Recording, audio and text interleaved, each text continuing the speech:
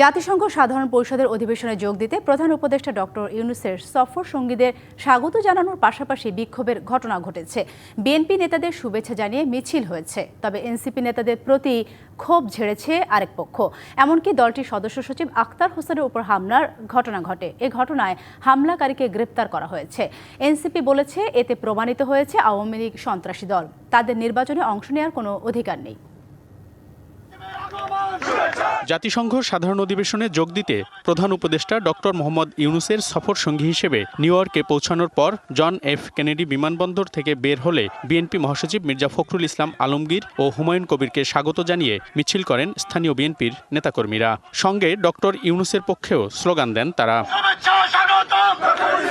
তবে কার্যক্রম নিষিদ্ধ আওয়ামী লীগের স্থানীয় নেতাকর্মীরাও পাল্টা মিছিল করতে শুরু করেন। তারা ডক্টর ইউনূস ও এনসিপি নেতাদের বিরুদ্ধে বিক্ষোভ দেখান। দুই পক্ষের মুখোমুখি অবস্থানের ফলে এক পর্যায়ে সেখানে উত্তেজনাকর পরিস্থিতির সৃষ্টি হয়।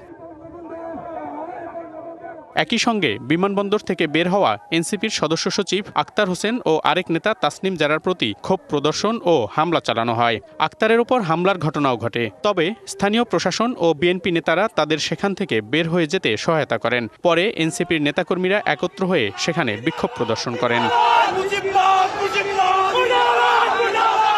আমরা সেই প্রজন্ম যারা হাসিনার গুলির সামনে দাঁড়াতে আমরা ভয় পাই নাই।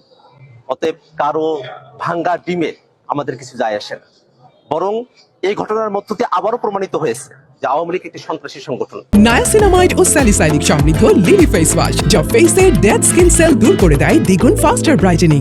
পরে পুলিশ আক্তারের উপর হামলাকারী স্থানীয় যুবলীগ নেতা মিজানুর রহমানকে গ্রেপ্তার করেছে। এমন উত্তেজনাকর পরিস্থিতির সময় অবশ্য সফর সঙ্গী জামায়াতের দুই নেতা তাদের সঙ্গে বিমানবন্দর থেকে বের হননি। আব্দুল্লাহ মোহাম্মদ তাহের ঘটনার জন্য ক্ষুব্ধ প্রতিক্রিয়া জানান। হাইকমিশনের ম্যানেজমেন্ট ব্যর্থতা, এটা তো কোনো সন্দেহ নেই। তাদের উচিত ছিল এর আগে আরও অনেক প্রিকশন নেওয়া, এবং এখানে আমরা দুইটা বড় দলের প্রতিনিধি আসছি, এনসিপি সহ। কোঅর্ডিনেশন থাকলে আমরা সব একসাথে আসলে আওয়ামী লীগের এখানে কারোর সাধ্য ছিল না এটার ধারে কাছে আসার জন্য। এদিকে দুই নেতার ওপর হামলার ঘটনায় নিন্দা জানিয়েছেন এনসিপির নেতারা।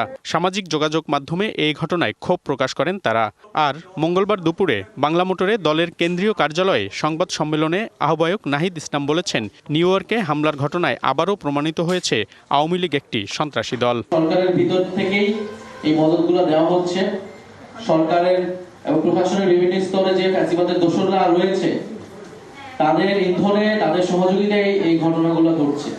বিএনপি ও আওয়ামী লীগকে রাজনীতিতে পুনর্বাসন করার চেষ্টা করলে তাদেরও জনগণ রুখে দেবে বলেও জানান তিনি। আওয়ামী লীগ প্রশ্নে, মুজিববাদ প্রশ্নে আমরা সবাই এক থাকি। অন্যদিকে বিএনপি মহাসচিব মির্জা ফখরুল ইসলাম আলমগীর ফেসবুক পোস্টে বলেছেন, নিউ ইয়র্কের ঘটনা প্রমাণ করে আওয়ামী লীগ তাদের কৃতকর্মের জন্য অনুশোচিত নয়। বিএনপির অন্য নেতারাও এমন ঘটনায় তীব্র নিন্দা জানিয়েছেন। পতিত সরকারের দল আওয়ামী লীগ তারা দেশে তো ঢুকতে পারে না, কিন্তু বিদেশে সন্ত্রাস করার জন্য তারা বহির্বিশ্বকে বেছে নিয়েছে। এতে বাংলাদেশে ভাবমূর্তি ক্ষুণ্ণ হচ্ছে, তাদের কোনো পরোয়া নাই। মনিরুল সোহাগ, ডিবিসি নিউজ, ঢাকা।